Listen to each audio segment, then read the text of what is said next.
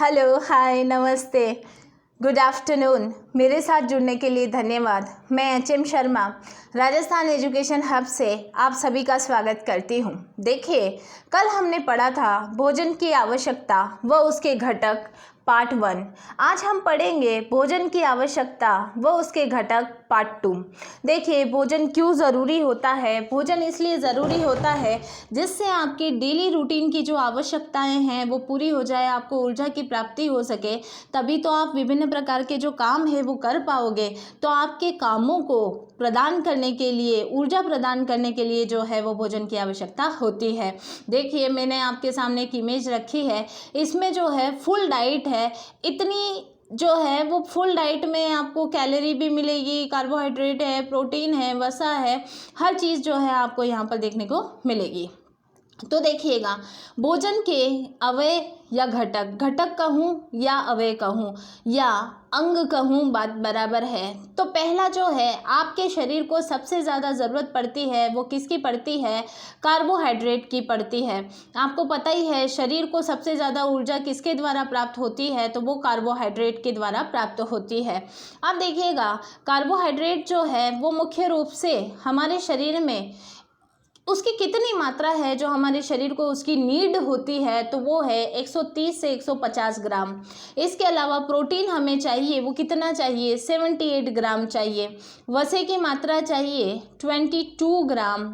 और विटामिन्स की जो आवश्यकता होती है वो आवश्यकता अनुसार, जैसी आपकी बॉडी वैसी आपकी आवश्यकता है, उसी अनुसार आपको विटामिन्स की आवश्यकता होती है। इसके बाद यदि मैं बात करती हूँ तो हमें जो है वो खनिज लवणों की भी आवश्यकता पड़ती है। और ये जो खनिज लवण है ये हमारे शरीर में जाने चाहिए। 660 मिलीग्राम जो है वो हमारे शरीर में जो है हमें अपने शरीर को ऊर्जा प्रदान करने के लिए खनिज लवणों को देना चाहिए। इसके अलावा 2 से 3 लीटर जो है वो जल की आवश्यकता भी हमें पड़ती है। और खाद्य पदार्थ में रेशे जो हैं वो हमें हमारी आवश्यकता के अनुसार लेने पड़ते हैं।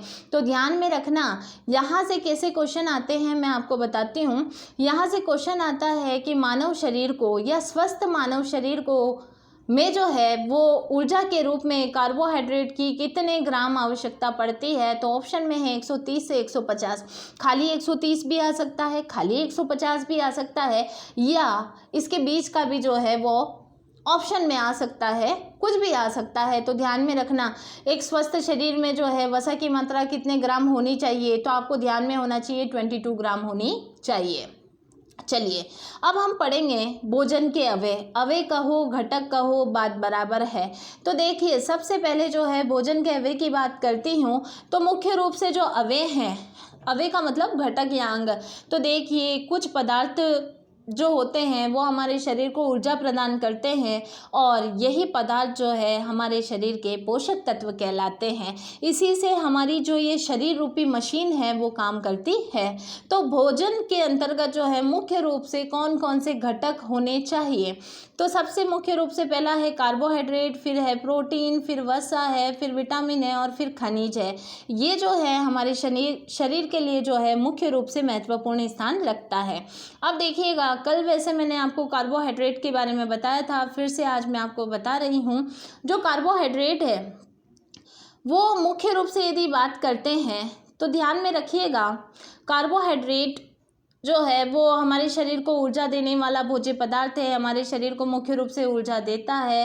कार्बोहाइड्रेट का जो निर्माण है वो कार्बन, हाइड्रोजन और ऑक्सीजन के मेल से होता है। मुख्य रूप से ये 3 प्रकार का होता है, शर्करा, स्टार्च और सेल्यूलोज। तो देखिए, यदि मैं शर्करा की बात करती हूँ तो शर्करा या शुगर, ये जो है एक सरल, ये जो है, हाँ जी, देखिएगा, ये जो है एक सरल जो है वो कार्बोहाइड्रेट है और ये हमें मिलता है गन्ने से, दूध से और विभिन्न प्रकार के फलों से जिनमें शुगर होती है। इसके बाद यदि मैं बात करूंगी स्टार्च या मंड की, तो ध्यान में रखना, ये एक जटिल कार्बोहाइड्रेट है और ये सफ़ेद पाउडर की तरह होता है। उदाहरण है गेहूँ, मक्का, आटा और आलू और चावल मुख्य रूप से ये इसके उदाहरण हैं। सेल्यूलोज की यदि मैं बात करती हूँ तो यह जो है वो पादपों की कोशिका भित्ति में पाए जाते हैं और जटिल कार्बोहाइड्रेट की भूमिका के रूप में होते हैं, और मनुष्य का जो पाचन तंत्र है वो सेल्यूलोज का पाचन करने में जो है मुख्य रूप से अक्षम होता है। चलिए अब हम बात करेंगे प्रोटीन की। प्रोटीन जो है हमारे शरीर के विकास में और ऊतकों की मरम्मत में मदद करता है। प्रोटीन शरीर की वृद्धि करने वाला होता है। जैसे दूध है, अंडे है, मांस है, मछली और दालों से हमें क्या मिलता है? प्रोटीन मिलता है। और प्रोटीन का अणु कई छोटे अणुओं से मिलकर बनता है, देखिएगा, और उसे अमीनो एसिड के नाम से जाना जाता है। ये मुख्य रूप से आपको ध्यान में रखना है। एक वयस्क शरीर को प्रति किलोग्राम वजन के हिसाब से जो है प्रतिदिन क्या करना चाहिए? 1 ग्राम जो है वो प्रोटीन की आवश्यकता होती है। यहाँ से क्वेश्चन बनता है। और बढ़ते बच्चों और गर्भवती जो महिलाएं होती हैं उनको भी प्रोटीन की बहुत ज़्यादा जो है वो आवश्यकता होती है। अब यदि हम बात करते हैं, देखिए प्रोटीन से संबंधित पूरा का पूरा चित्र है। इसमें मूंग है, चना है, मटर है, ये सब क्या है? प्रोटीन के स्रोत है जहाँ से हमें प्रोटीन मिलती है। फिर जो है वो वसा या फैट है। वसा या फैट जो है वो कार्बन, हाइड्रोजन और ऑक्सीजन से होता है वसे का निर्माण। मक्खन, घी, दूध, अंडे की जल्दी जो है, सूखे मेवे, तेल जो है इत्यादि में प्रचुर मात्रा में वसा पाया जाता है। एक वयस्क जो व्यक्ति होता है उसे लगभग 35 ग्राम जो है वसे की आवश्यकता होती है। और शरीर में अतिरिक्त ऊर्जा जो है वो वसे के रूप में जमा होता है, जिसे हम चर्बी कहते हैं। और यदि ये ज़रूरत से ज़्यादा हो जाती है तो हमारे शरीर को नुकसान भी होती है, लेकिन इसे जो है ऊर्जा बैंक के नाम से जाना जाता है। यहाँ से क्वेश्चन आता है कि वसा जो है हमारे शरीर में किस रूप में कार्य करता है? तो ऊर्जा बैंक के रूप में कार्य करता है। विटामिन ए, डी, ई और के जो है उसका जो अवशोषण के लिए वसे की ज़रूरत होती है, और वसा हमारे शरीर के ऊष्मा का ह्रास की रोकथाम करता है। चलिए अब हम बात करेंगे विटामिन्स की। तो देखिए विटामिन्स जो होते हैं वो जटिल कार्बनिक कंपाउंड होते हैं। हमारे शरीर की वृद्धि और विकास के लिए विटामिन्स की ज़रूरत पड़ती है। विटामिन से ऊर्जा नहीं मिलती है, लेकिन हाँ हमारे शरीर में जैसे vitamin A, B, C, D और के और बी कॉम्प्लेक्स की ज़रूरत पड़ती है। और हमारे शरीर केवल 2 विटामिनों का निर्माण करता है, डी और के।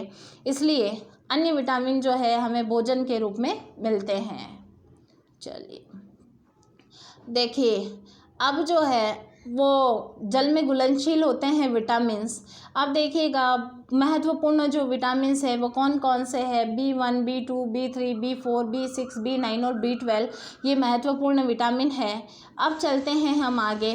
विटामिनों की कमी से हमें जो है कौन कौन से रोग हो सकते हैं? तो देखिए विटामिन ए की कमी से हमें होगा रतौंधी। देखिएगा रतौंधी जो है, रतौंधी होता है, नज़र कमज़ोर हो जाती है, रात में दिखाई नहीं देता है। विटामिन B1 से जो है बेरी होता है और कमज़ोर जो है पेशियाँ हो जाती है, थकान बहुत जल्दी आ जाती है। इसके बाद यदि हम बात करेंगे विटामिन सी की, तो स्किर्वी जो है वो रोग होता है, मसूड़ों से खून आता है। और विटामिन डी से हड्डियों में झुकाव आता है। कैल्शियम की बात करेंगे तो देखिएगा हड्डियां कमज़ोर हो जाती है, दांतों में क्षय पैदा होता है। आयोडीन की बात करेंगे तो गले में स्थायी सूजन, और लोहे की यदि बात करते हो तो खून की कमी और कमज़ोरी और थकान ज़्यादा महसूस होती है। ये हमें थोड़ा सा ध्यान देना है। देखिए ये विटामिन से संबंधित है। अब देखिए हमें आहार में रेशे जो है वो भी महत्वपूर्ण होते हैं, और भोजन में जो है रेशे उपस्थित होते हैं जिन्हें रुक्षांक भी कहते हैं। और शरीर जो है इनका पाचन नहीं कर पाता है, और कब्ज की जो है रोकथाम वगैरह होती है। भोजन का आयतन इससे बढ़ जाता है, पेट भरा हुआ सा लगता है। अनाज, दाल, सब्जियां और अंकुरित दाने जो है उन्हें जो है रुक्षांक या आहारी रेशों के रूप में जाना जाता है। अब देखिए संतुलित आहार क्या होता है कि जिसमें सारे पोषण तत्व जो है वो संतुलित रूप से होते हैं, उन्हें संतुलित आहार कहते हैं। और लंबे समय तक अगर इनकी कमी होती है तो कई प्रकार के जो है वो हमें समस्याएं झेलनी पड़ती है। अब देखिएगा भोजन में कार्बोहाइड्रेट का परीक्षण है, तो खाद्य पदार्थों के पेस्ट बना लिया जाता है। इस पेस्ट में आयोडीन की कुछ बूंदें डाली जाती है और यदि खाद्य पदार्थ का रंग जो है वो नीला पड़ जाता है तो खाद्य पदार्थ में क्या है कि कार्बोहाइड्रेट मौजूद है। तो ये जो है कार्बोहाइड्रेट का परीक्षण करने की विधि है। भोजन में प्रोटीन का जो है वो परीक्षण करने की विधि क्या है कि देखिए इसका भी पेस्ट बना लिया जाता है खाद्य पदार्थ का और इस पेस्ट में 2 बूंद जो है वो कॉपर सल्फेट और 10 बूंद जो है कास्टिक सोडे की यदि मिला दी जाती है और खाद्य पदार्थ का रंग बैंगनी हो जाता है तो पता चलता है कि उसमें क्या मौजूद है, प्रोटीन मौजूद है। देखिए भोजन में वसे का परीक्षण है तो देखिएगा एक कागज़ लेना है, उसे लपेट कर मसला जाता है। खाद्य पदार्थों को एक कागज़ में ले करके उसे मसला जाए और यदि वो कागज़ जो है फट जाता है और उसमें से उसको फैलाने पर जो है रोशनी में यदि आप देखते हो तो धब्बे दिखाई पड़ते हैं और हल्की रोशनी आर पार हो जाती है। इससे पता चलता है कि खाद्य पदार्थ में वसा मौजूद है। तो इसके अलावा यदि मैं खनिज की बात करती हूँ तो देखिए हमारे शरीर को खनिजों की अल्प मात्रा की ज़रूरत पड़ती है। लोहा, आयोडीन, कैल्शियम, फास्फोरस, सोडियम जो है और पोटेशियम महत्वपूर्ण खनिज है और जंतुओं और पादपों से हमें इसकी प्राप्ति होती है। इनके अभाव में कई प्रकार के जो है रोग हो जाते हैं और हमें जो है वो मुख्य रूप से रोगों से बचने के लिए क्या करना चाहिए, संतुलित आहार लेना चाहिए। देखिए मुख्य रूप से थोड़ा सा चार्ट है कि सोमवार के दिन हमें रोटी, हरी सब्जी, दाल और बेसन के लड्डू लेने चाहिए। मंगलवार को कड़ी चावल, रोटी, सब्जी और कुछ बर्फ़ी होनी चाहिए। बुधवार को राजमा चावल, रोटी और मिक्स सब्जी होनी चाहिए, रायता भी होना चाहिए। गुरुवार की यदि मैं बात करती हूँ तो मुख्य रूप से जो है खीर, पूड़ी, सब्जी, सलाद होना बहुत ज़रूरी है आपके खाने में और शुक्रवार के दिन पुलाव, छोले, रोटी, हरी सब्जी होना बहुत ज़रूरी है और शनिवार को नमकीन चावल या मिक्स दाल जो है वो ज़रूरी होती है।